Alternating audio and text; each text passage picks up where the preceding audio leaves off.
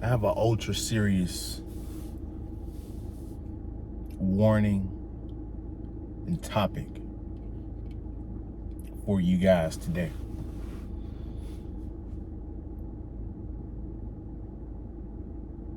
I don't know if any of you guys have read Ray Dalio's recent book, A Changing World Order. How societies rise and decline, start and build up. I don't know if you guys have read that book,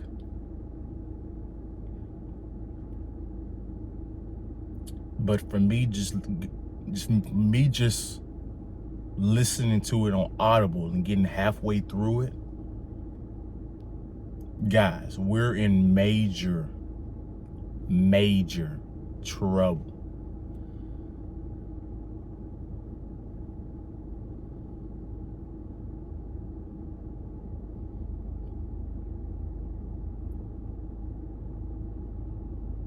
So there's three fronts a government, a society has to be good at for the society and the civilization to stay in power,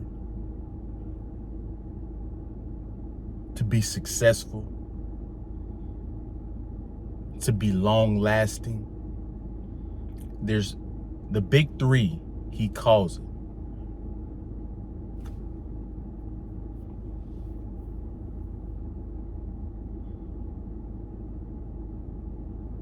And I have to be honest with you guys, we're struggling at all three right now.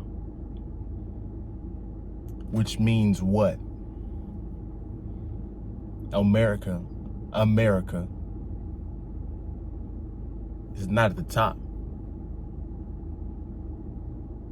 anymore.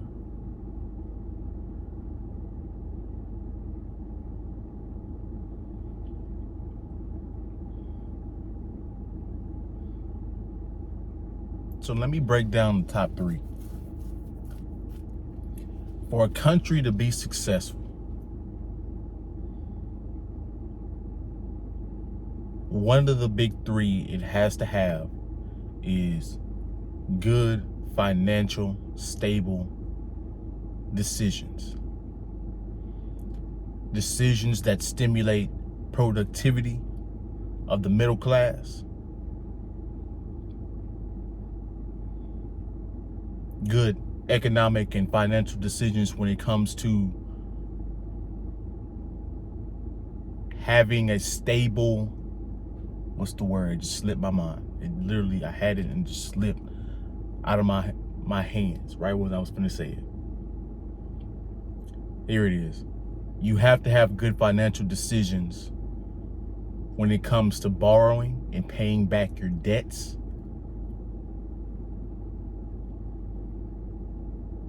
Stimulating the economy that produces.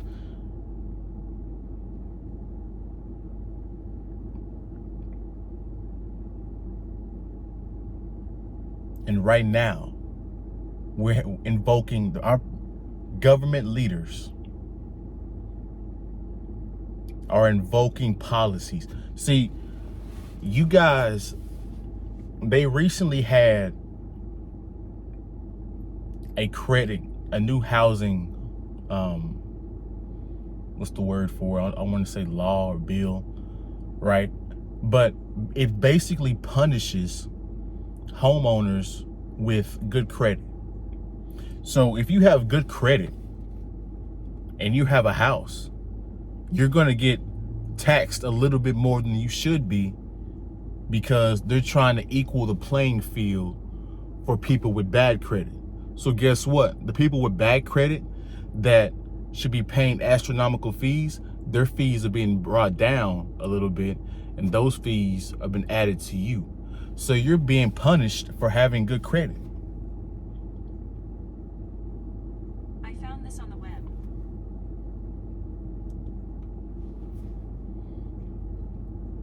you're being punished for making good financial decisions in your own life.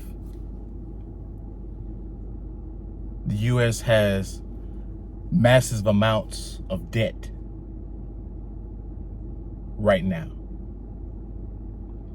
And we're going to increase the debt ceiling once again, devaluing the money and then possibly stimulating even more inflation.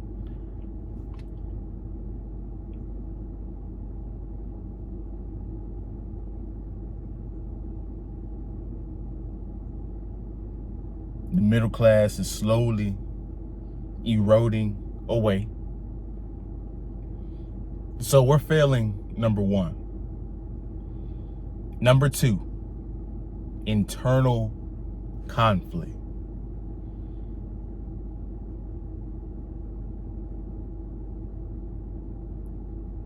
So there's 6 ways that internal conflict works within a society, right?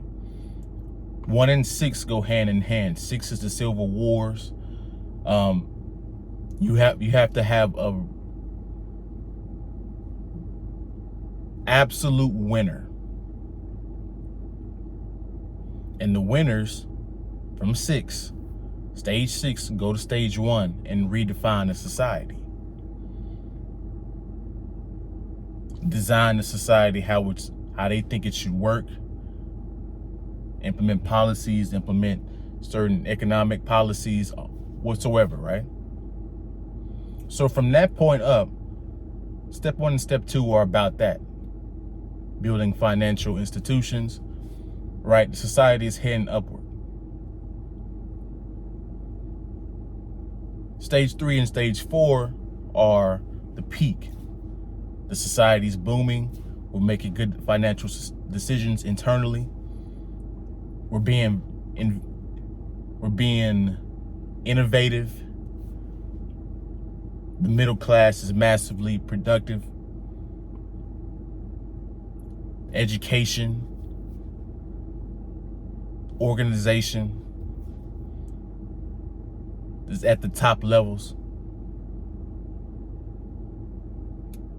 Exports and imports, we're producing a lot of things and shipping them out to different countries. That's when things are peaking. Step 4 is whenever we start to make bad financial decisions.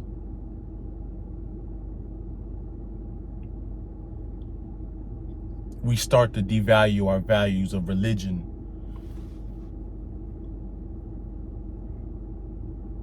and whatnot.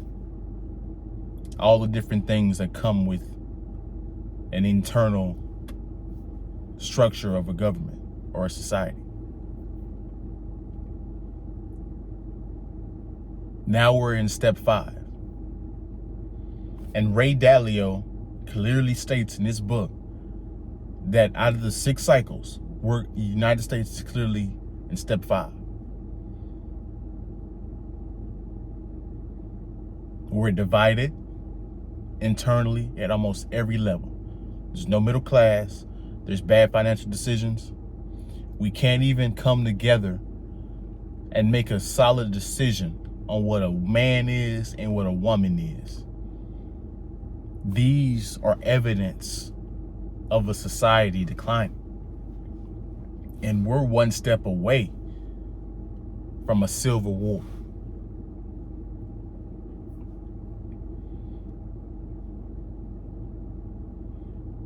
Which will invoke economic hardships.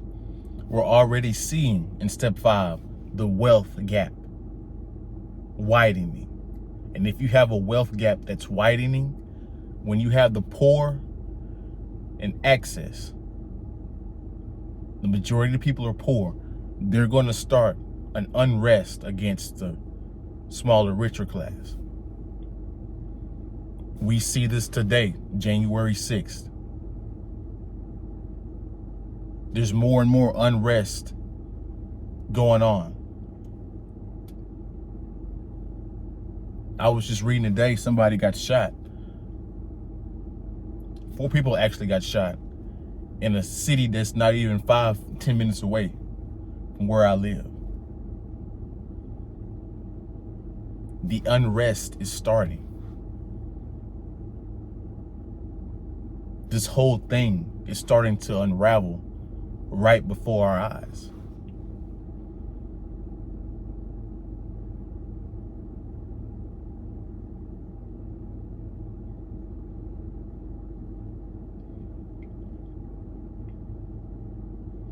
Lastly, we have the external factors. Basically, with the external factors, these are international wars being fought against. We got our allies and then the opposition, or Axis powers. And there's 5 different wars that you can fight: economic, trade, geopolitical, military, capital, and there's one more I'm forgetting. But before there is a military, an actual deploying of soldiers, before that happens, there's economic wars before that. There's geopolitical wars before that, capital wars before that.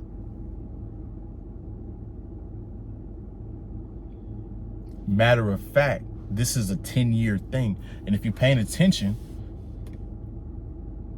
the next big war that people are predicting is that China's going to take Taiwan.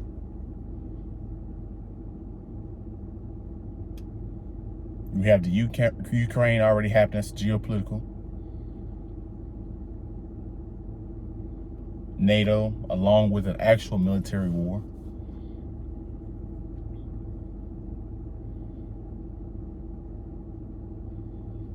I don't know if you guys have been paying attention, but you better have your ducks in order within the next 5 to 10 years. Because it's finna get bad out here. And you better be on the right side. And I recommend you guys to pick up this book, because I just touched on just a minuscule of it. There's a whole range of different things that he talked about that give us an indication that this is not going the way we need it to go.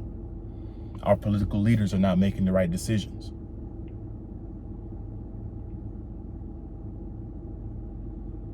So this video is going on way longer than I wanted it to, but I wanted to drop this knowledge on you guys to make you guys aware.